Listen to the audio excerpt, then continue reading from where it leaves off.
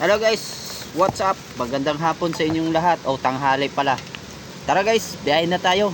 Huwag kayong matakot sa ulan. Ulan lang yan, rider tayo.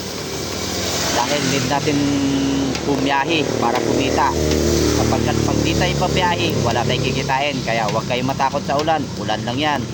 Kaya biyahe na guys. Tara, let's go. Biyahe. Huwag lang kalimutan ang mag-raincoat